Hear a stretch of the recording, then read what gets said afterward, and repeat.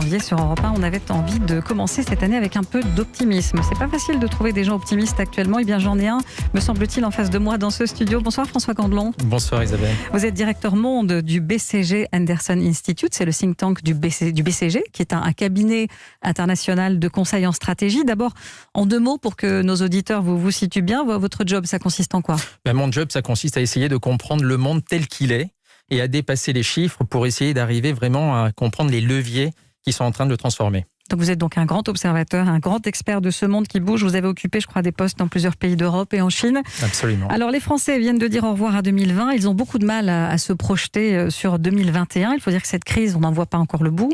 Ça fait des mois que certains nous prédisent le pire. Eh bien pas vous.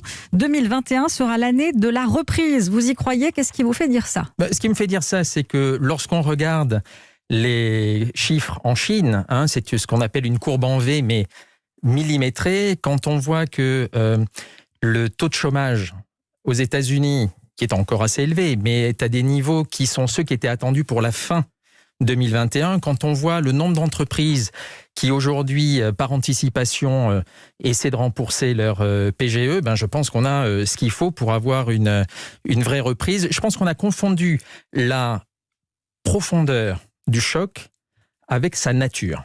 C'est-à-dire ? C'est-à-dire que la crise sanitaire, c'est une crise qui est totalement extérieure au monde économique. C'est très différent de ce que nous avons vécu en 2001 ou en 2008, où là, vous aviez des surinvestissements, l'éclatement de bulles financières, et donc il a fallu apurer. Là, c'est comme si vous étiez dans une voiture, vous prenez un énorme choc, mais comme les conducteurs, les gouvernements en l'occurrence, ont plutôt bien piloté, vous avez la carrosserie qui est cabossée, mais en revanche, le moteur, la direction, les pneus, eux, fonctionnent.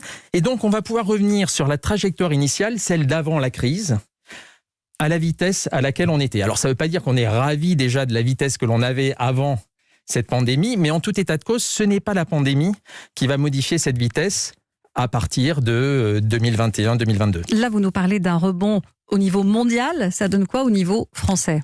Écoutez, au niveau français, je pense qu'on peut s'attendre à ce que l'on revienne à ce qui était 2019 aux alentours de la fin 2021. Et ça, pour plusieurs raisons. D'abord parce que les politiques ont pris la pleine mesure de cette évolution, le chômage partiel, le rachat de la dette par la BCE, etc. Donc vous avez un environnement qui est tout à fait possible. Vous avez ensuite évidemment l'aspect sanitaire avec l'arrivée des vaccins. Mais je dirais même s'il y avait des mutations, on se rend bien compte que nos amis asiatiques, y compris les démocraties, ont mis en place un système de tester, tracer, isoler, qui en fait montre que l'économie peut continuer à tourner. Donc je pense qu'on a de ce côté-là 2 des risques principaux qui sont plus limités. La troisième chose, c'est évidemment les risques sur les faillites que l'on pourrait avoir. Mais là encore, quand on regarde l'évolution de ce qu'on appelle en langage un peu complexe la formation brute du capital fixe, c'est-à-dire globalement les investissements que font les entreprises pour générer la croissance future, on s'aperçoit qu'il a fallu quelques mois pour revenir à des niveaux qui étaient pré-crise, alors que en 2001, en 2008, il avait fallu plusieurs années. Mais les défaillances d'entreprises, elles ne se verront pas concrètement avant plusieurs mois. Il y a le temps judiciaire, le redressement, les liquidations. Ça ne sera pas avant mi-2021 au moins qu'on en verra peut-être les effets ? C'est vrai, mais en même temps, vous avez le niveau de création d'entreprises qui sont revenus à des niveaux qui étaient antérieurs à 2019. Donc, il va y avoir des modifications. Je suis en totale empathie avec les gens qui aujourd'hui ont du mal avec leur entreprise. Certaines, malheureusement, vont faire faillite. D'autres vont naître. C'est la manière dont fonctionne le capitalisme. Oui, ce rebond de l'année qui démarre, il doit être mis aussi en corrélation avec le plongeon vertigineux qu'a connu l'économie française en 2020 avec le choc du premier confinement, le deuxième confinement. C'est un plongeon de 9% selon l'INSEE, du jamais vu depuis la Deuxième Guerre mondiale. Malgré ça, vous pensez qu'on va arriver à retrouver un niveau... Alors, vous savez, les plongeons, c'est un petit peu comme l'élastique. Plus vous descendez bas, plus il est facile de remonter. Donc, il va y avoir... C'est du saut à l'élastique que vous nous faites faire ce soir. Le saut à l'élastique, c'est plutôt un niveau, vous savez, c'est comme les frondes que l'on pouvait avoir quand on était enfant. Mais vous allez avoir, en fait... La lecture des taux de croissance va être un petit peu plus difficile, justement, par rapport à ces effets-là et le fait que la base est plus petite. Donc, il faut véritablement se positionner par rapport à 2019. Mais encore une fois, ce que je vous dis, c'est ne confondez pas la profondeur du choc avec sa nature. C'est un choc, c'est une externalité. Donc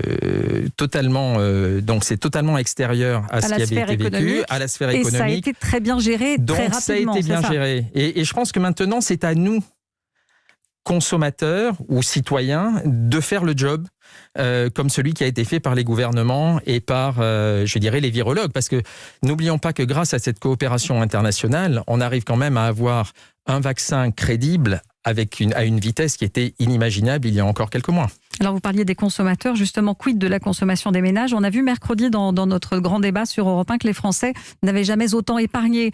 Vous leur dites aujourd'hui, consommez, n'ayez pas peur de l'avenir? Je pense qu'aujourd'hui, avec le quoi qu'il en coûte, on a mis en place quelque chose qui doit nous permettre de consommer à nouveau.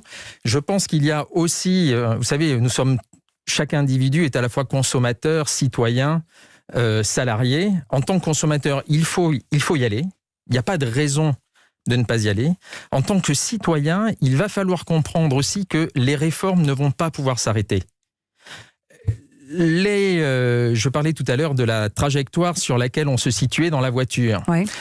Les problèmes que connaissait l'économie française avant la crise n'ont pas été résorbés par la Covid. Donc, il va falloir à nouveau travailler sur ce moteur pour faire en sorte qu'elle avance plus vite. Vous nous disiez tout à l'heure que les créations d'entreprises ont retrouvé leur rythme d'avant la crise. Quid du chômage? Vous pensez que la hausse va durer ou que ce sera passager? Je pense que la hausse sera passagère. Vous savez, cette évolution, il va probablement y avoir des hoquets. Il est clair que quand on voit ce qui se passe avec le deuxième confinement, que l'on n'arrive pas à juguler aussi rapidement, ça peut prendre encore quelques mois. Mais in fine, la nature de cette crise fait que nous aurons ce rebond. Est-ce que, selon vous, le télétravail impacte la productivité? Alors, le télétravail... Parce que ça aussi, c'est un fait marquant de cette crise. Oui, c'est un fait marquant. Vous avez plein de faits marquants, que ce soit au niveau micro, au niveau macro, au niveau géostratégique.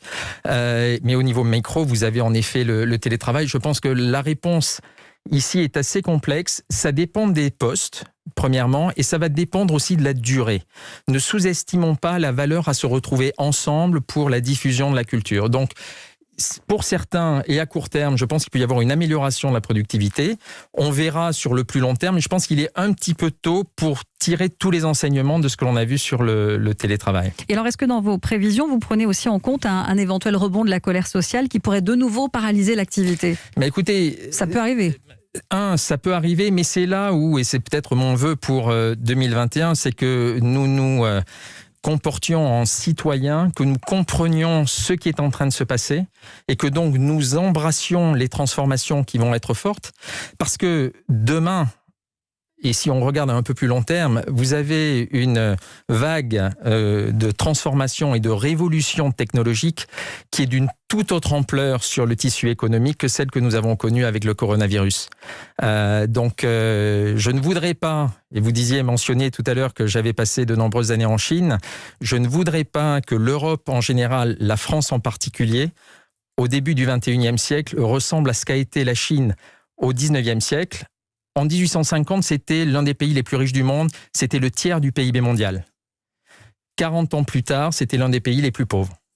Donc faisons attention, embrassons les changements qui viennent sous peine de faire face à de vrais déconvenus. Alors justement, puisque vous nous emmenez un peu hors de nos frontières, il y a eu cet accord de principe entre l'Europe et la Chine sur les investissements qui devrait faciliter l'accès au marché chinois pour les groupes européens. On n'en verra peut-être pas tout de suite les conséquences, mais ça pourrait permettre juste aux entreprises européennes d'investir plus facilement en Chine. Et notamment aux entreprises françaises. Les entreprises françaises aujourd'hui ne représentent que 2% des investissements étrangers en Chine. La Chine ne fait même pas partie du top 20 des pays dans lesquels la France investit. Je pense que c'est assez grave quand on voit le rôle que la Chine peut jouer en termes de marché, mais aussi en termes de source d'innovation, aussi bien sur les modèles d'affaires que d'autres. J'étais l'autre jour avec un des leaders de l'e-commerce indien, et il me disait, vous savez, aujourd'hui, je ne regarde plus ce qui se passe en Occident, je regarde ce qui se passe en Chine.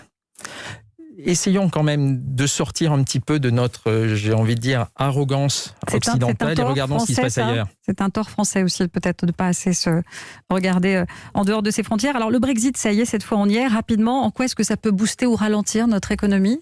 Je pense qu'avant tout, le Brexit, c'est une mauvaise nouvelle. Pour nous tous. Y compris pour les Français, oui. Mais maintenant que l'on est là, faisons avec ce que l'on a. Je pense que les décisions qui ont été prises sont utiles.